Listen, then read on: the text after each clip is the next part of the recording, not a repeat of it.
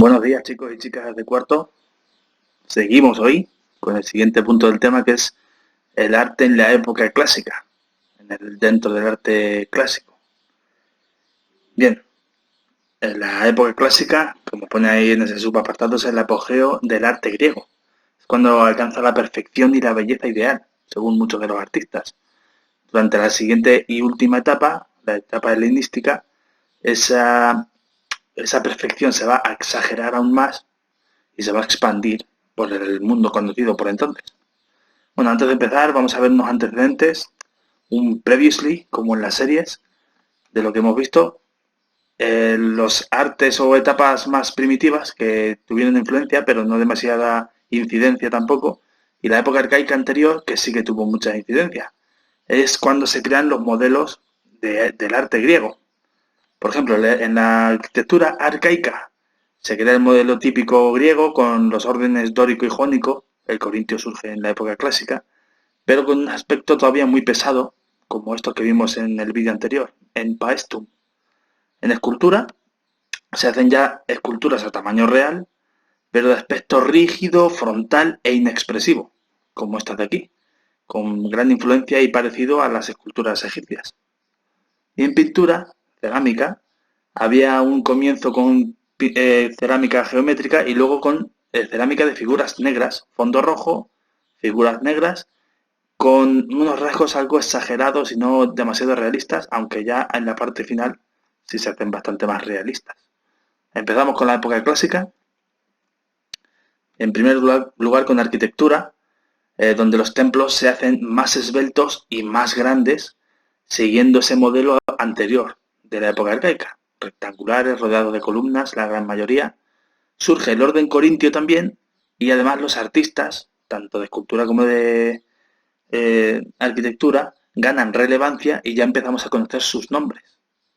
Uno de los ejemplos más importantes y más conocido, por ejemplo, son los templos de la Acrópolis de Atenas.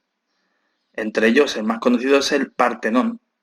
Ictino y Calícrates lo construyeron y Fidias lo decoró con esculturas a mitad del siglo V, en torno a 1400, o sea, 1400, en torno a 440 a.C. aproximadamente. Esto sería una reconstrucción. Esto que se ve así de colores, que era como estaba originalmente, se pintaba, eso sí, lo que pasa es que la pintura se ha perdido. Estas esculturas de colores las hizo Fidias, también en el frontón, en el interior también, como veremos después, y también la gran escultura interior de oro y marfil gigantesca de Atenea Partenos. Partenos era como un apodo, se puede decir, de las que tenía Atenea. Es una estatua que también está aquí reconstruida, pero que no se conserva en absoluto. Otro templo importante de la Acrópolis sería el Erecteion, dedicado a Poseidón, Atenea y a Erecteo. Es uno de los primeros reyes de Atenas. Tiene varias partes y destaca porque es también de orden jónico, como vemos aquí eh, en estos espirales que tienen en los capiteles, y por el pórtico de las cariátides que tenemos aquí. Aquí se ve mejor. Esas cariátides que son columnas con forma de escultura de mujer. Y también tenemos un pequeño símbolo como curiosidad, que es este olivo, que en teoría sería el del mito de Atenea y Poseidón. Que si recordamos, Poseidón les otorgó a los atenienses una fuente de agua salada, o un caballo según otras versiones, y Atenea un olivo. Y se quedaron con el patronazgo de Atenea. Entonces sería también una reconstrucción, por supuesto, también en color, con esos arcos, o sea, con esas columnas jónicas, perdón, y las cariátides también en color. Otro de los edificios importantes de la Acrópolis, los propíleos, la entrada monumental. Uno de los primeros de la Acrópolis, en torno al año 500 se hicieron, en transición entre arcaico y clásico, y por eso todavía conserva ese aspecto bastante pesado y con columnas muy robustas.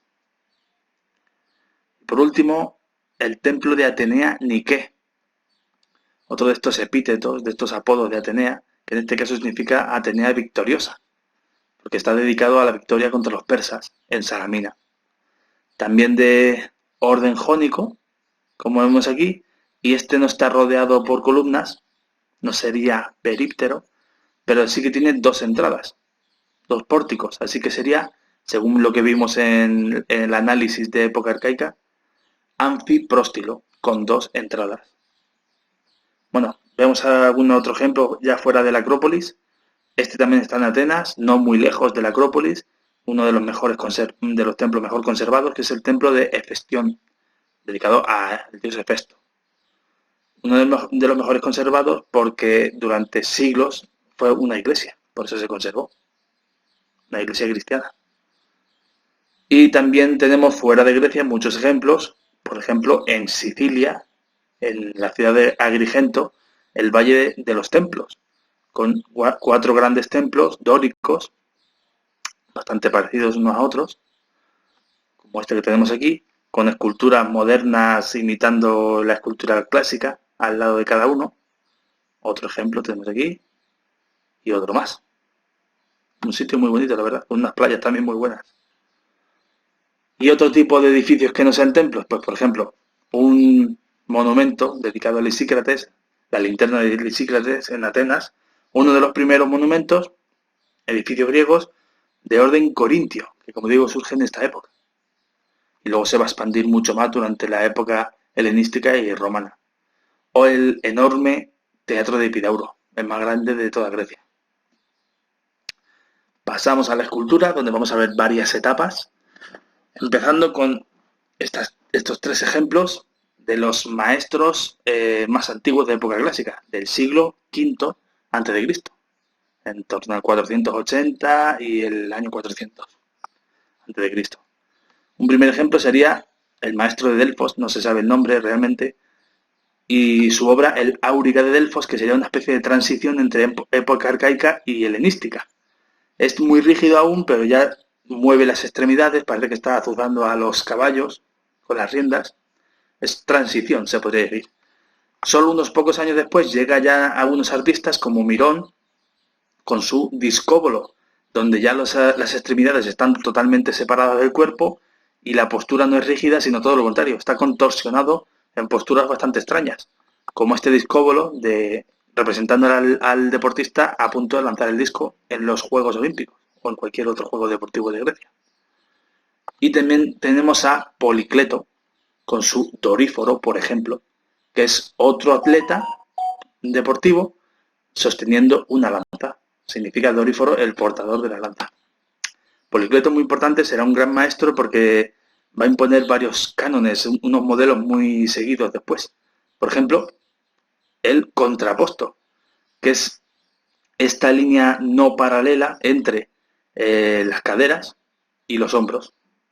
No son paralelos, sino que se retuercen un poco. Y también esa curva sinuosa, no muy pronunciada, del cuerpo.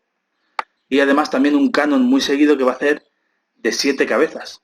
El cuerpo entero debe medir lo mismo que 7 cabezas de esa misma estatua. Va a ser un canon, como digo, muy imitado. Ya en la segunda mitad del siglo V tenemos a Fidias, que es uno de los escultores más importantes de esta época y de toda Grecia.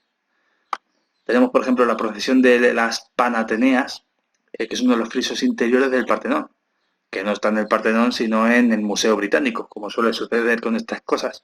Tuvieron una época buena de expolio en el siglo XIX.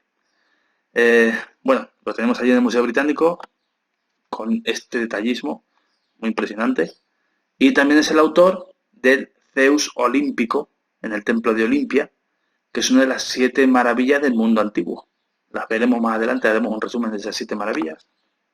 Tampoco se conserva en absoluto, de oro y marfil, igual que la de Atenea en Atenas. Y para terminar con la escultura, los artistas posteriores, ya del siglo IV, del 400 al 323, tendremos, por ejemplo, a Praxíteles con su Hermes, que va a imponer también una moda llamada la curva praxiteliana, que va a ser una especie de contraposto, pero más exagerado, con mucha más curva. Una curva mucho más pronunciada y además con un elemento recto al lado como una columna o un árbol para que haga una contraposición y ese contraste. También tenemos a scopas o escopas con E, con esculturas como esta Mena danzante, donde ya se muestra una contorsión del cuerpo también muy exagerada, con el cuello echado hacia atrás y la cabeza hacia un lado, con expresiones que ya empiezan a entonar, no son serias como el resto de esculturas, sino ya sonríen o están más tristes. Es mucho más expresivo. Y por último tenemos ya a Lisipo, por ejemplo con este Apoxiomenos, que es otro deportista que en este caso se está rascando la suciedad, el sudor y el polvo después de una prueba deportiva. Apoxiomenos significa literalmente el que se rasca. Y es importante este Lisipo porque también intentó imponer un canon nuevo, no le parecía 7 cabezas suficiente, quiso hacerlo más exagerado y alto, y impuso el canon de 8 cabezas, muy alargado. De hecho, tan alargado que la mayoría de artistas prefirieron seguir y imitar el canon de 7 cabezas de Policleto. Algunos se quedaron con este canon, otros con el anterior. Bueno, terminamos ya este punto. Muy resumido, muy resumido. No quería meter mucha tela. Ya hemos dicho la teoría en el vídeo anterior. Con la pintura. Pintura, sobre todo en cerámica. Aunque hemos visto que los templos también estaban pintados.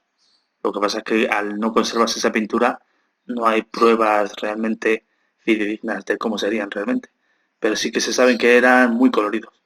Pero sí tenemos estos ejemplos en cerámica y en época clásica surge la cerámica de figuras rojas, en contraposición con la de figuras negras de la etapa anterior. En este caso es, en época clásica, fondo negro, figuras rojas, un poco más detalladas y más realistas en muchos casos. Las escenas suelen ser mitológicas o cotidianas, con mucha frecuencia son mitológicas, como estas dos que pongo aquí, dos ejemplos que hemos visto en esos episodios que vimos de mitología, como por ejemplo Edipo y la Esfinge, con la Esfinge preguntándole esos acertijos que debe adivinar para que no ser devorado, o este otro mito de Artemisa y Acteón, cuando Acteón pilla infraganti a Artemisa en un baño, la ve desnuda, y Artemisa como castigo lo convierte en venado y sus propios perros les devoran. En este caso el artista ha preferido conservarlo como un ser humano para poder representarlo también desnudo como solían hacer y representar esa belleza ideal. Bueno, pues hasta aquí este vídeo de la época clásica. Nos queda uno más del arte griego, que es la época helenística, y luego veremos el arte romano con las 3 etapas históricas que tuvo la historia de Roma antigua. Bueno, pues cuidaros mucho, nos vemos en la siguiente semana en otro vídeo y ahora os pongo esos ejercicios sencillitos en Classroom para esta semana.